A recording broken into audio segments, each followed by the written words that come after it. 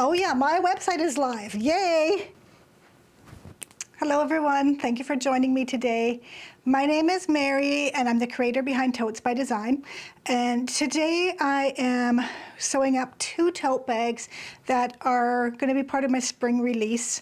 And they're going to be very neutral as opposed to the pastel and bright spring colors, traditional spring colors. I'm sticking to the browns and the blacks and the beiges. Mostly because I have historically sewn very vibrant and bright colors, and I want to try something a bit more neutral and see how they do compared to what I've had in the past. So I am going to be cutting out, I've pre-cut some already, but I have this lovely kind of a garden type scene fabric, but I'm going to be fussy cutting it because there's like kind of specific little pictures within the fabric. So what I have done is I picked up a great big sheet of this plasticky stuff from Michaels, and I have cut out a template so that it's just transparent enough so that when I set it down on top of my fabric, I can see through to where my pattern is going to sit. So that way I can just get a bit more precision about where I'm going to be getting the fabric patterns for my bag.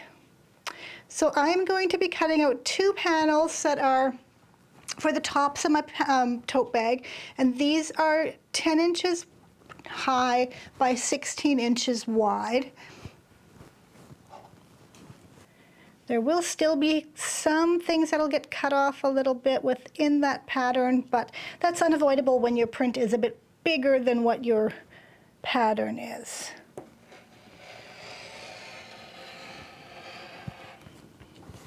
My front and the back of the tote are going to be slightly different parts of the fabric pattern, which is kind of cool because no 2 bags will be the same, right? Depends on where and how my pattern lines up.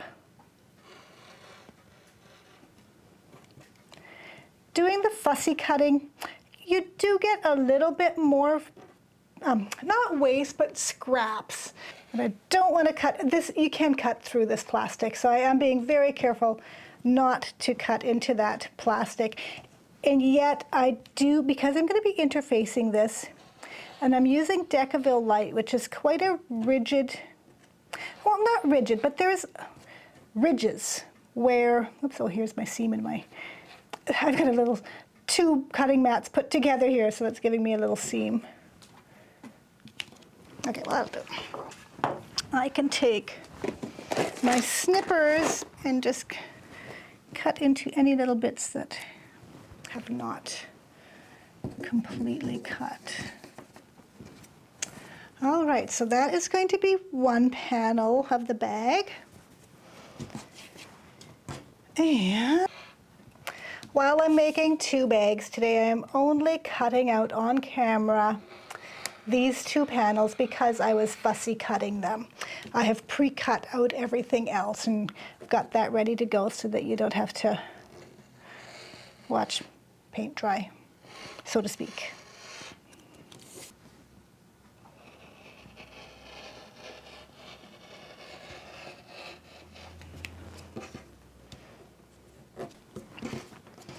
All right, so that will be my other panel.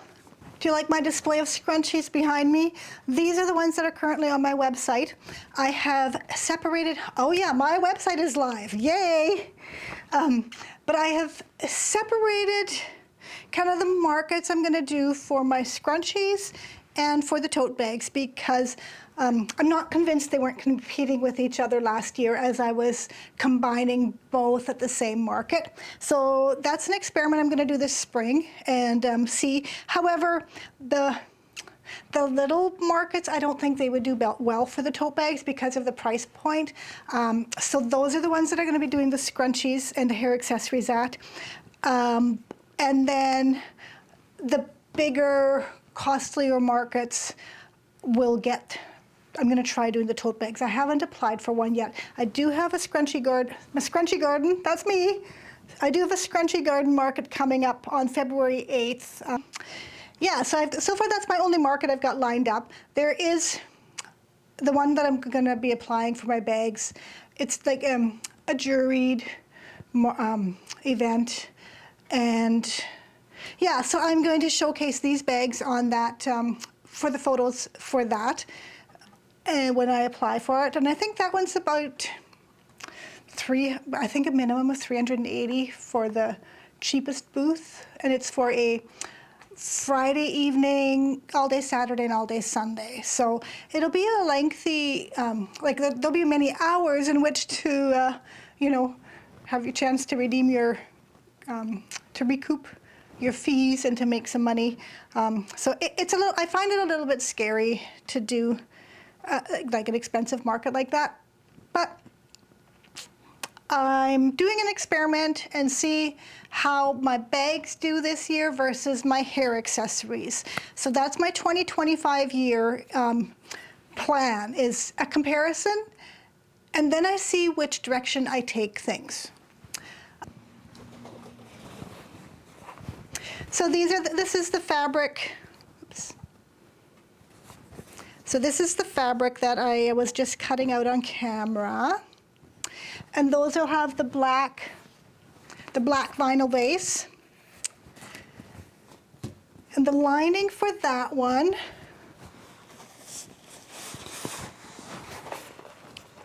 is going to be this black and beige checkered lining. So I think that should look really smart together. And then I have this very pretty kind of tan or beige, like taupe type colors in it. I love those flowers. So again, so they're both kind of spring themed, even though they're in the browns and beiges and blacks.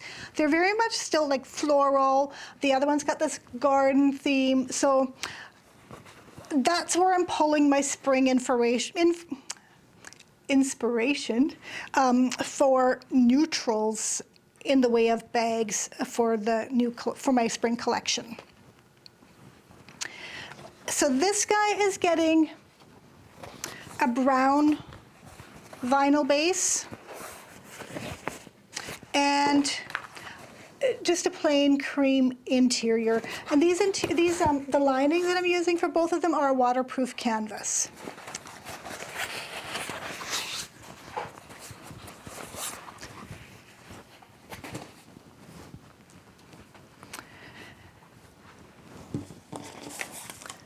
So for prep work for these, the fabric panels, oh yeah, this one too is like almost like a canvasy type cotton. It's a very heavy cotton.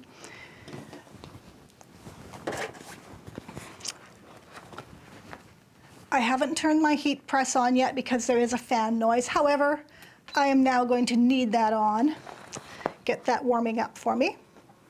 So these all need to have this Decoville light pasted onto the back of them. Let me just see if that's in camera. So this is 525 Decoville light Pellon. So that is that's my preferred interfacing for the tote bags. For makeup bags, not so much. It could be the fusible fleece. However, I am going to be very particular in my placement of my Decoville light because it kind of gums up your needle when you sew through it. Plus, I want these corners, or I want everything to lay really flat. So I have a 1/2 inch seam allowance. And so first of all, I need to press this flat, and then while that's hot, this will kind of just stick to the back for just a brief moment. And I'm going to be very particular, and when I sew, I am sewing right at that edge of the interfacing, and I need to be very particular about that so that the seams fit flush together. So I'm going to take us over to my heat press. So I am just giving these, I want these to be perfectly, perfectly smooth. Just give them the tiniest little mist.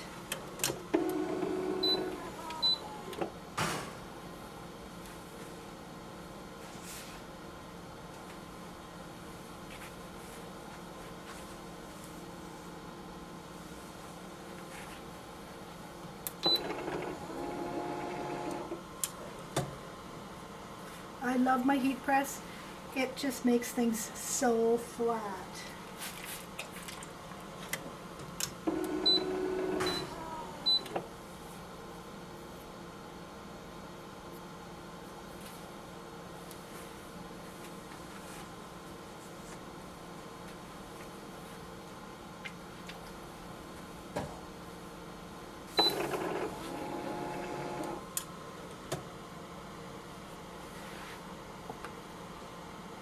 Now whether this is the top or the bottom when I'm doing this, that shouldn't matter because I need to get this really centered.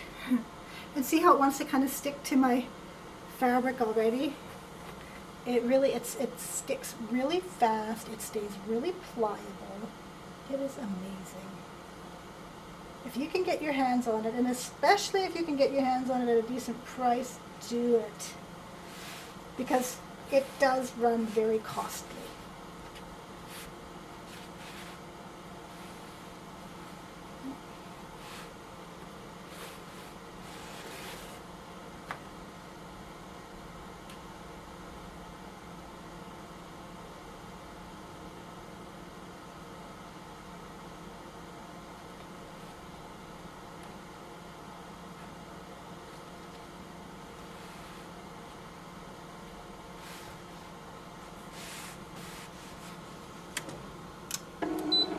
I technically want to fuse this from the other side, but I'm just giving it a second or two to set that so that I can move it and fuse it from the other side.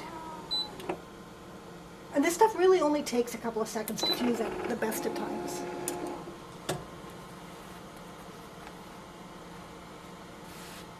Okay.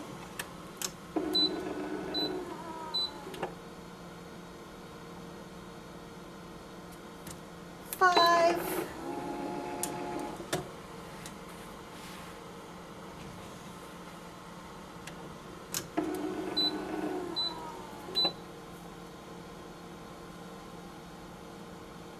And 5 seconds there.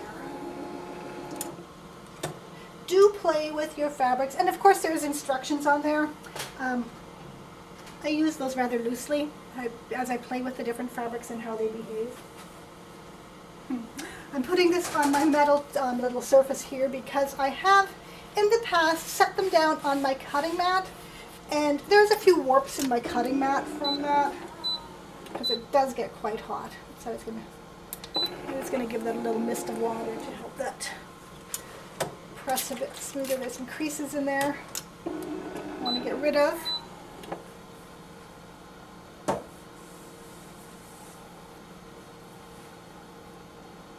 I've had this thing for just over a year. I bought it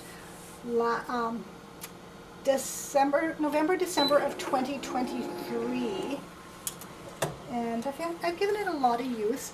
Occasionally it comes up with some kind of a weird error, but if I turn it off, just give it a minute to cool down, it seems to continue on, so.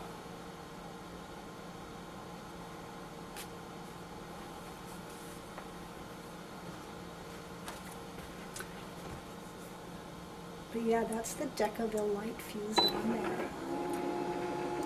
And ideally you should let that kind of set for about 30 minutes just to give that a good setting.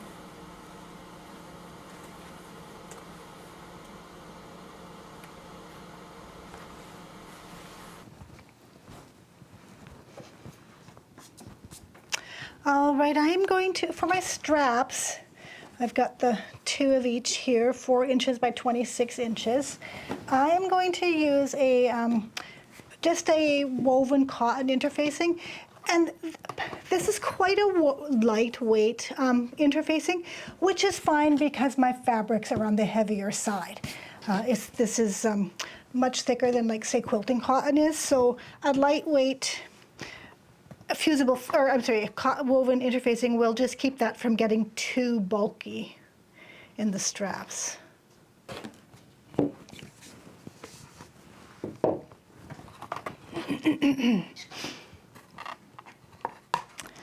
And so my 4-inch strips, I'll make it just a tad narrower than the full 4 inches so that it doesn't, you know, stick to the iron or anything, or the heat press.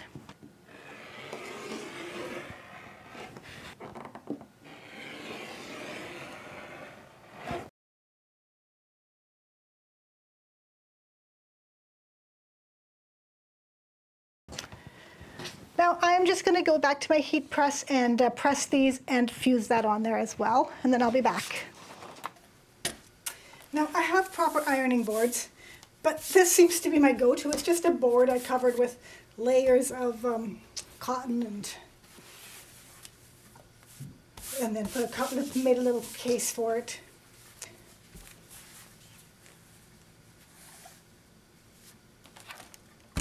This is one thing I still prefer to do by hand with the iron rather than in the heat press. It's a little tricky to fold stuff in a heat press.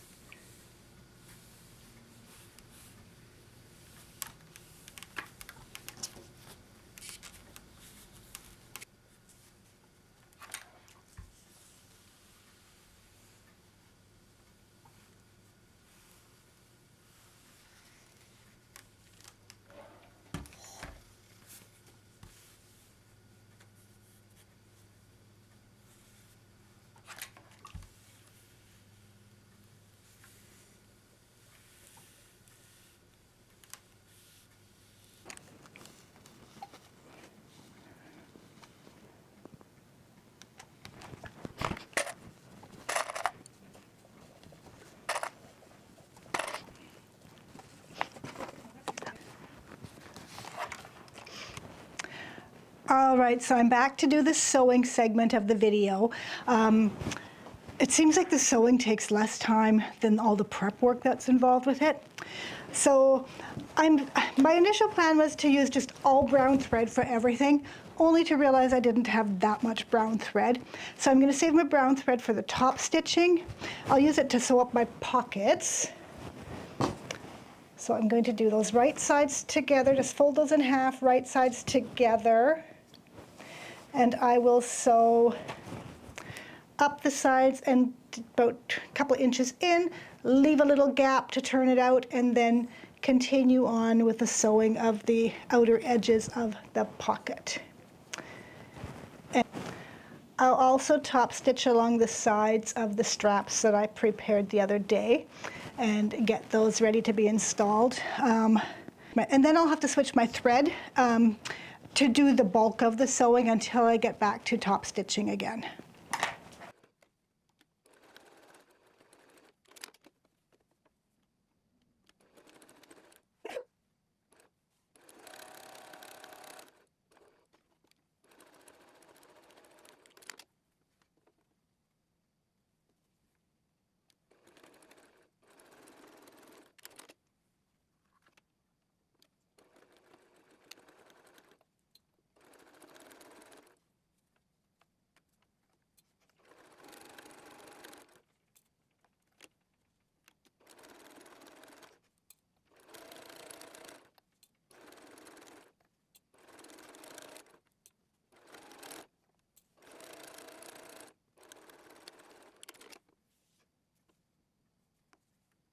All right, so my straps are done for both bags. I can set those aside.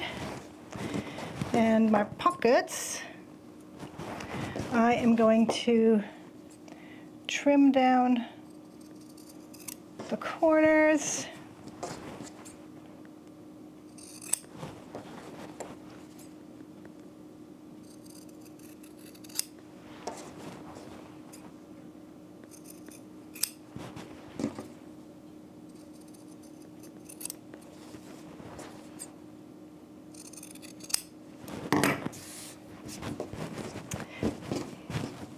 You don't want to trim.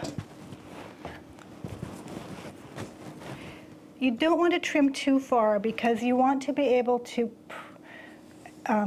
get a nice fold on that later when it comes time to sew that up and flip it and top stitch it, all that.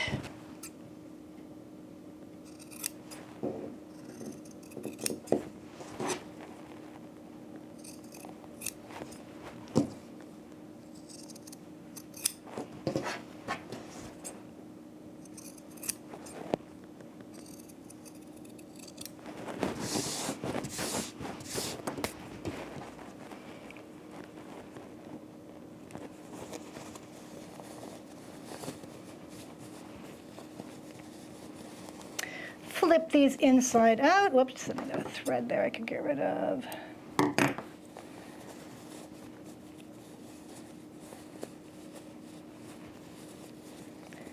Get all those corners popped out.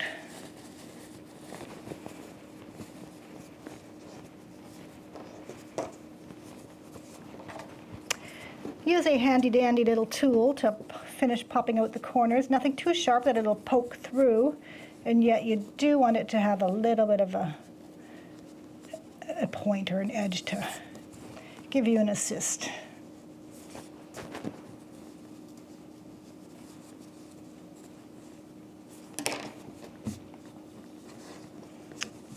So this is why you want to not trim too far. Over here, this gets folded in and then that'll get sewn onto the pocket. So you need that little bit of seam allowance in there to be able to have something to catch when you sew it.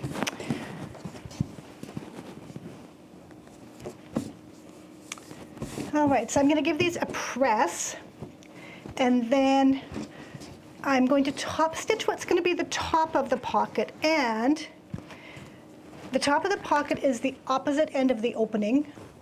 All right, so my pockets have both been top stitched. So this is where I got to make sure that I have the top of the pocket facing up and not the upside down version. Now I do have my centers marked on my lining, but I'm going to just kind of fold that in half to carry it through.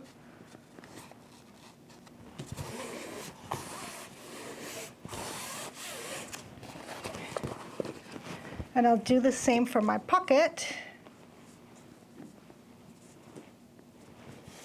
Get the center marked so that I can line that up with the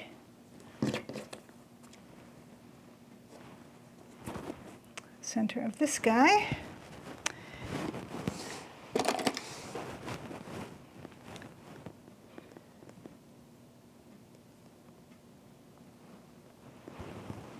And I'm going to put that about 3 inches from the top. I don't think there's a hard and fast rule for that, but I know I'm going to lose about a ½ inch for top stitching, so I don't want it to be too close to the top. Because this is an open tote, I do want the pocket is fairly deep so that you can at least kind of tuck some things away in there. This is one of the few times I would actually pin through waterproof canvas, but I do need to get the pocket secured in place.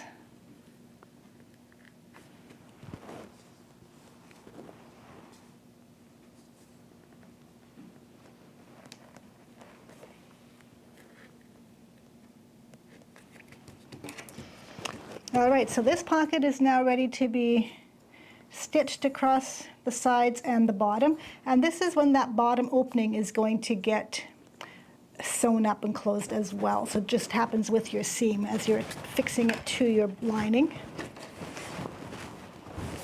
All right, so my pockets are both sewn on. So I'm going to finish my lining so I can set those aside. Now I did change my thread over to just a cream color thread because I don't want to run out of brown thread just when I have to finish top stitching the top of the bag. I will be switching my thread back and forth a few times, but it won't be too bad. It takes me a couple of seconds to change my thread on my machine.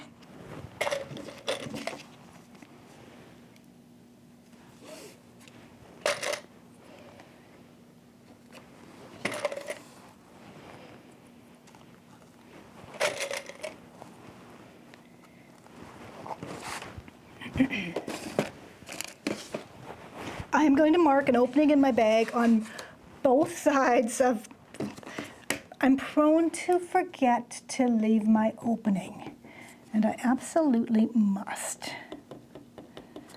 So I'm going to flip it and just mark it on that side as well.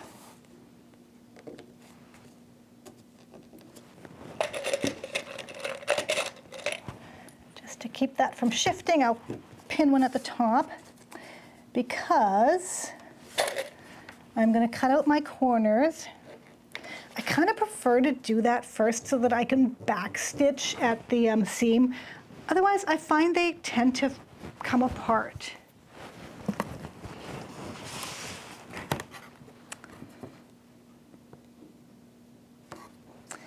Now, bear in mind, there's not going to be a seam at the bottom, but there will be a 1/2 inch seam here.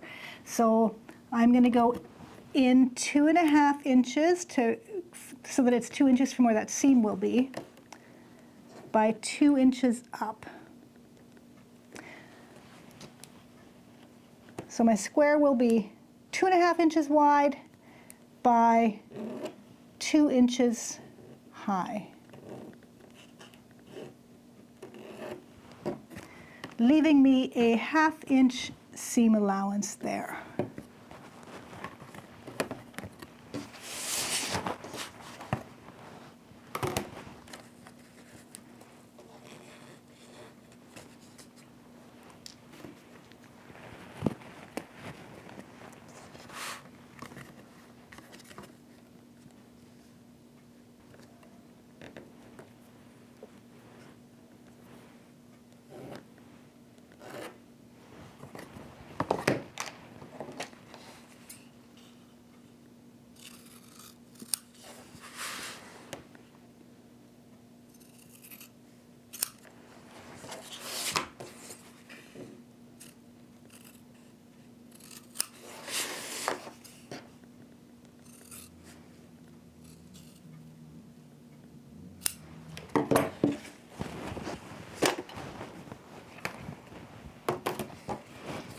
And likewise on this guy.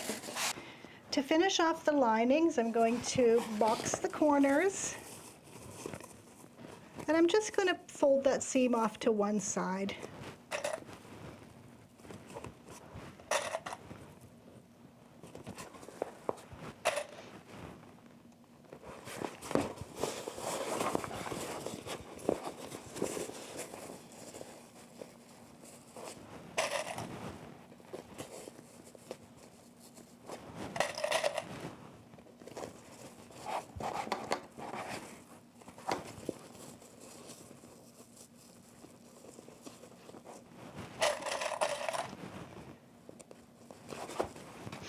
I'll do the same with this guy, and then I'll sew across that boxed corner with a 1/2 inch seam allowance as well. All right, so my linings are both complete. Remember to leave my opening, and you can't see it well on this one, but I like to double stitch the corners just for extra reinforcements, because I'm always afraid there'll be pressure on this particular area here where I've sewn over that seam. So double stitching or reinforcing on those boxed corners for a little extra strength. And these guys are done. So move on to the exterior. The garden scene gets the black vinyl, and the taupe floral gets the brown. And so I'll just set that guy aside and focus on this one for right now. Now, I need to bear in mind, this is the top of my bag. So I want the bottom of the bag to match the seam, or I'm sorry, to get attached to the vinyl.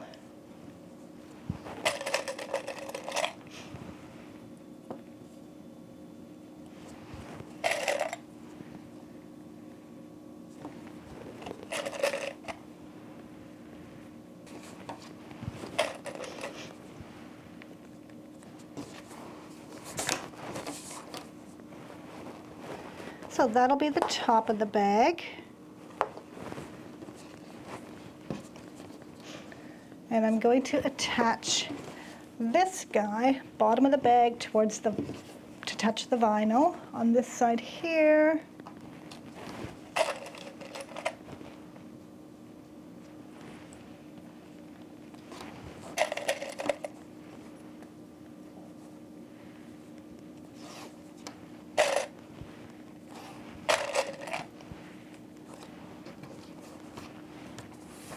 And with a 1/2 inch seam allowance, I will sew both of those seams, and I'll do the same thing to this bag.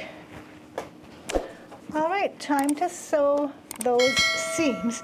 And then what I will do is flip it open and top stitch on the fabric side of both of those seams. And this is where I'm gonna have to change back to my brown thread to do my top stitching, and that's for both of the bags. All right, so the top panels of the bag have been attached to the base and will look like so.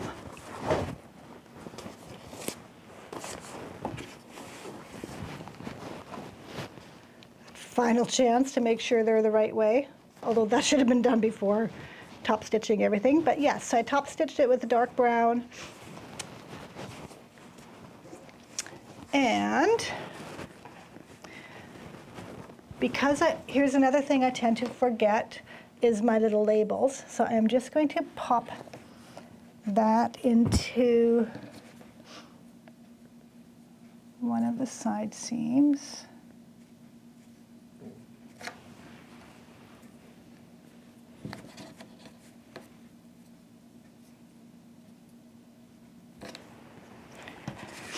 All right, my labels will actually go in this time.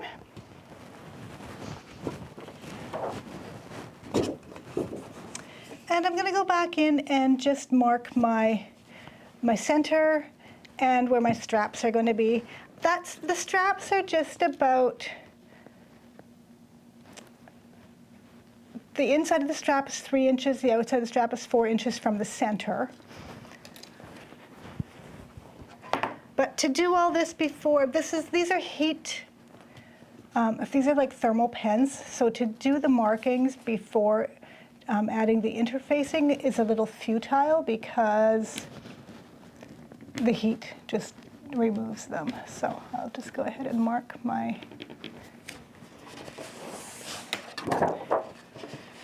the center and the strap positioning.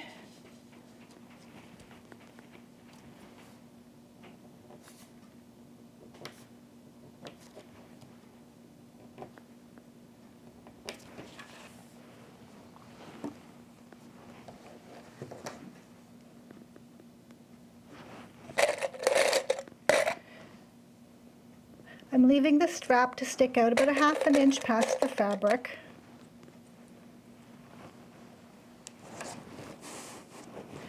And I will do the same thing to the other bag and then take it to the machine and attach my label, sew across each strap just about 1/8 of an inch or less than 1/4 of an inch from the edge on both ends.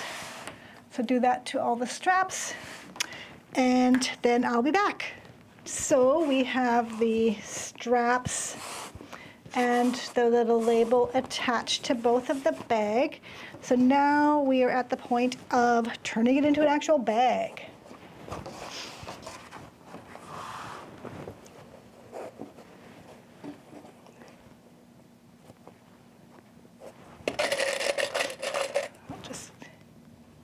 I like clipping the top to keep things from shifting as well.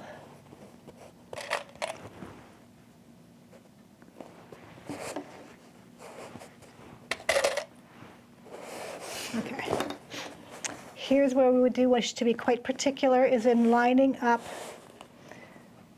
where the vinyl meets the fabric. Get those seams lined up nicely.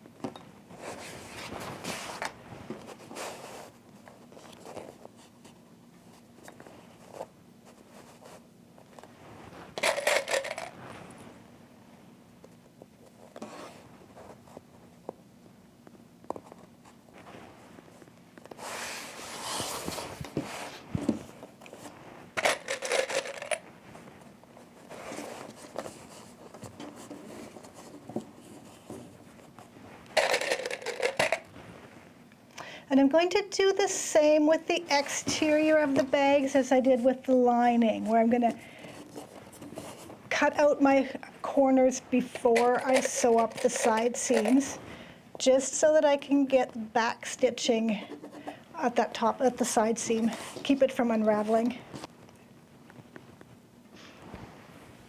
Going 2.5 inches in and 2 inches high.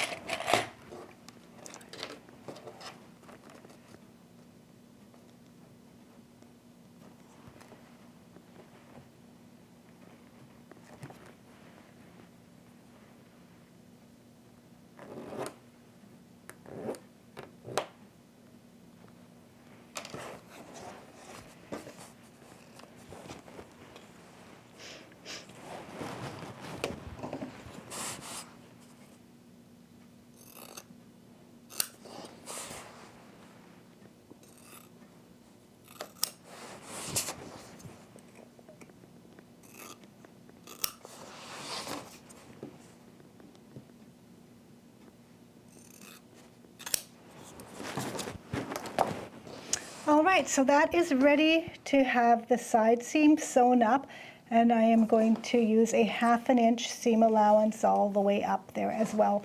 Back stitching top and bottom. Do that on both sides.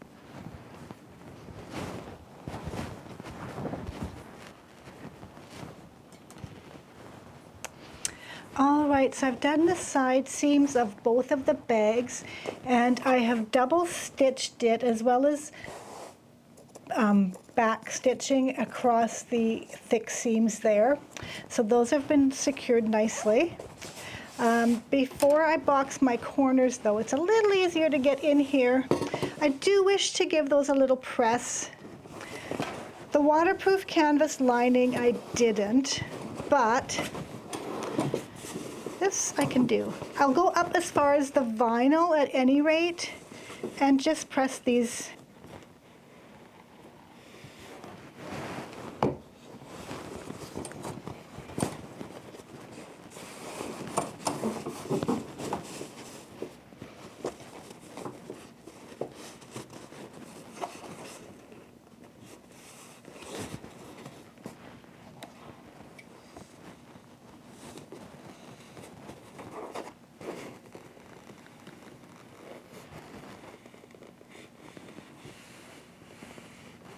Now then, as we did with the lining, we will do the same thing.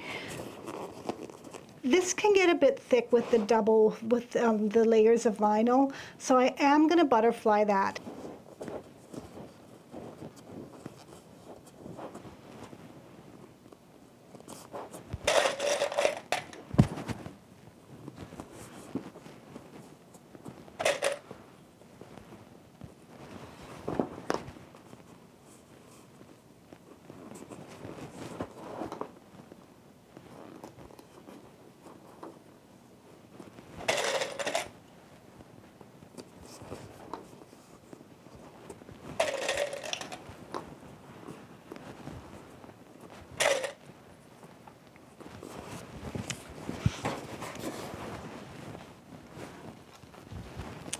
All right, so this is clipped. I will go do a 1/2 inch seam allowance, and again double rows of stitches there, and I'll do the exact same thing with the other bag.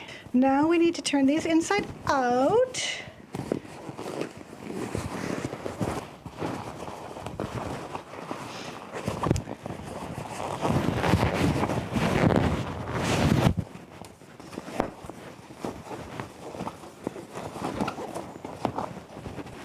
Ooh, well, that's lovely. I like it.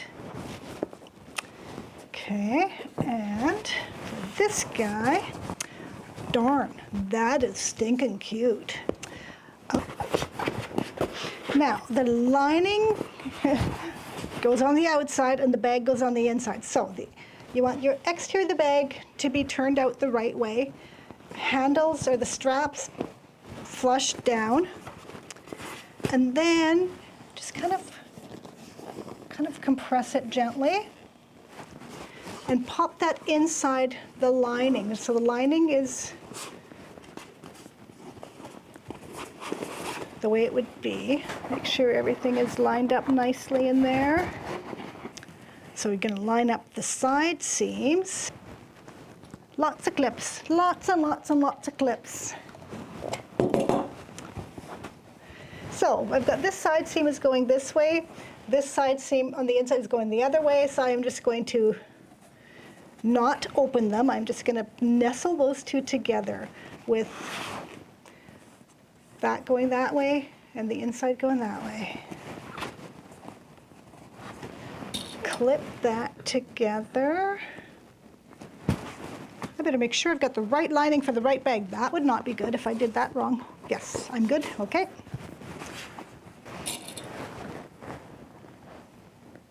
Ooh.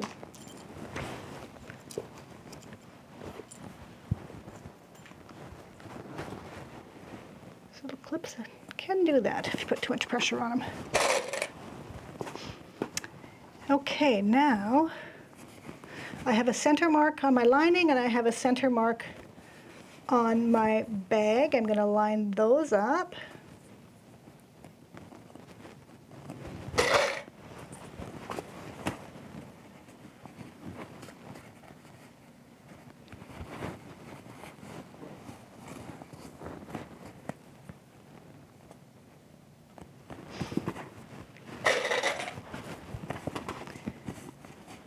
And from there, you just want to get the two lined up. And technically, if your seams were consistent and your pattern was consistent, your cutout was consistent, then they should line up quite nicely. However, if your seams got a little skewed one way or the other, and sometimes too, like a fabric could stretch a little bit. So sometimes you do have to, just wiggle and jiggle and stuff and stretch things into place a little bit to get the inside, the lining and the exterior to mesh, to fit properly. And sometimes you even have to just take and just make one seam a little bit deeper just to make up for it. So now that that's clipped together, I'm just going to take with a 1/2 inch seam allowance and sew around the perimeter of the bag. And I'm going to reinforce the straps by going back and forth across the straps as well.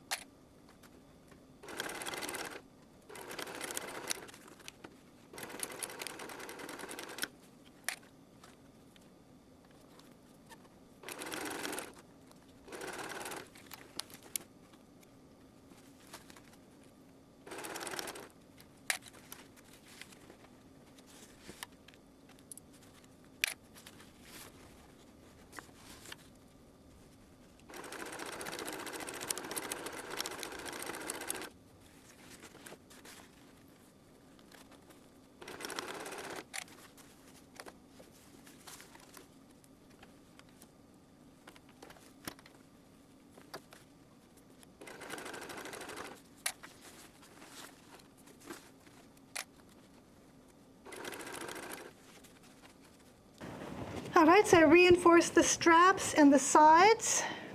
Now it is time to birth the bags, the moment of truth. All right, sneak my hand in there. Having a side entrance to birth the bag is almost easier than at the bottom.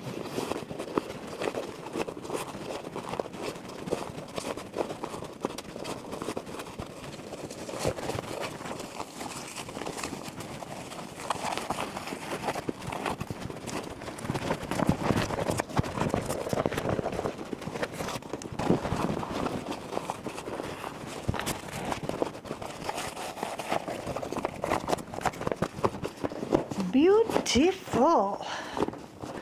The next step is to close the opening we have left in the lining.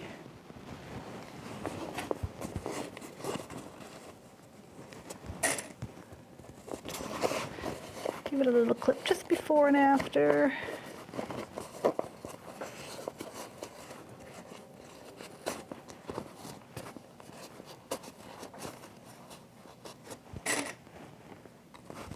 Okay. Of course, if you're using cotton or something, you can, press a nice crease in there.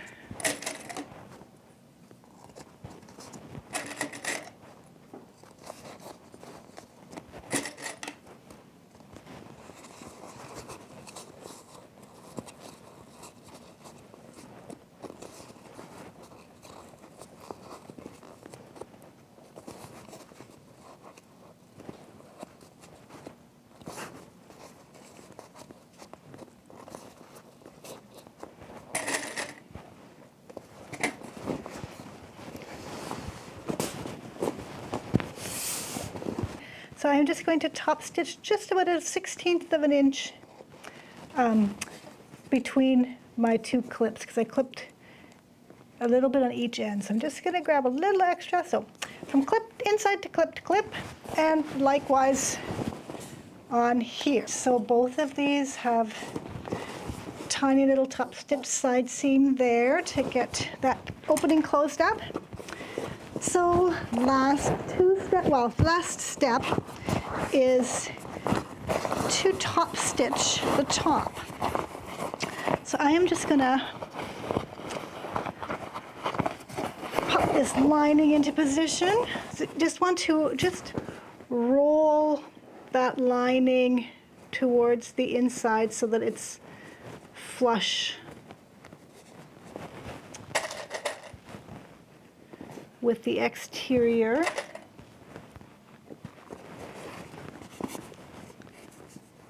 I'm just going to pin that all the way around.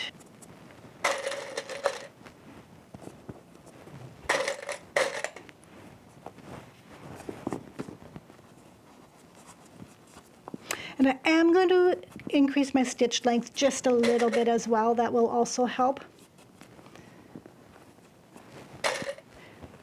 I've been using 2.5 on my machine, and I'm going to jump that to 3 for the top stitching.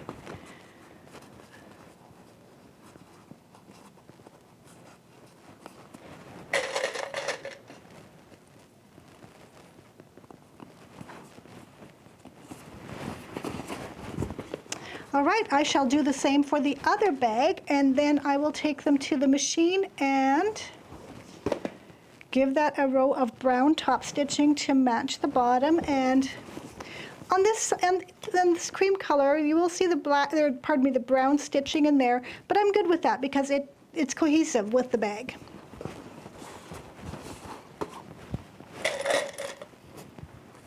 There's always decisions to be made when you choose your fabrics, but this came out great. I wasn't sure about the pattern mixing, but I thought it wasn't too busy on the exterior, and the colors were so great with that lining. I thought those would be really good together. And again, I was like humming and hawing, do I use a brown base, do I use a black one? Because the browns in this, or the print, it's kind of like a brownish black, so I could have gone either way, but I thought the black looked really smart with it, and I think I nailed it. Only trouble was that was my last piece of black. for now. I'll get more in.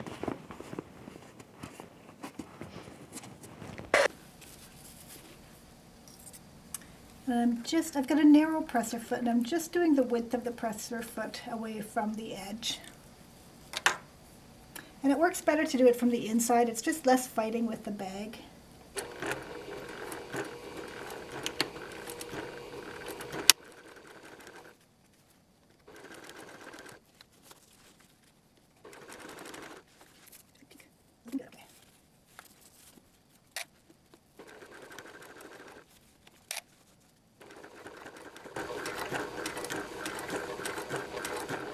This is not the time to backstitch over back and forth across a strap. That's already happened at an earlier stage where that was hidden.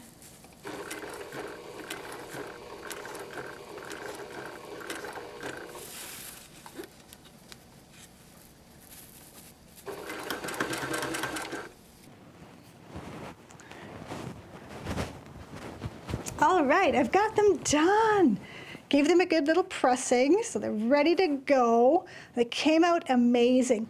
I did end up having to use the hump jumper. I did end up having to use the little hump jumper on the side seams and the straps as a precaution, because I did end up getting skip stitches that I had to fix.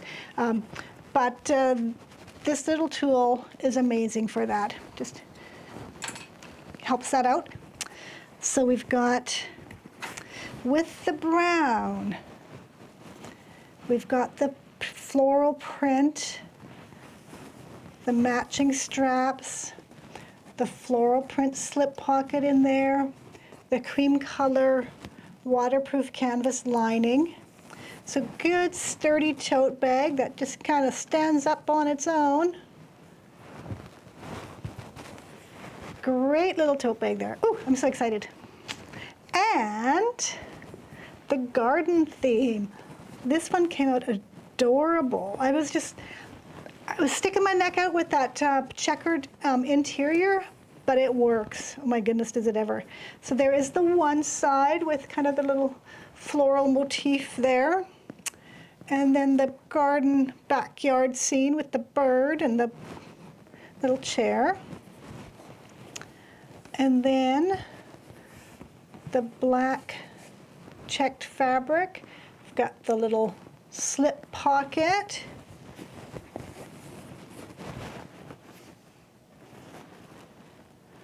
Oh, I love them. So now I need two things I'm gonna have to do today is edit this video and take the pictures of these bags and get them online so I can get my video up by Friday or Saturday morning. If they're still here in May when I plan on vending at a craft show, then these will go there as part of my spring collection. And but yeah, so I've got many more things planned coming up. But I think I'm going to have to start doing some small things because I just want to go for the big things. But I need small little items for that impulse buy at the craft show. So that will be my next project. Join me for that. If you're still here, I know it was a long one. Thank you so much for joining me. I appreciate the time you've taken. And if you like the content, it'd be amazing if you could give it a thumbs up, share, and subscribe as well if you haven't already done so. Thank you so much. Have a good day.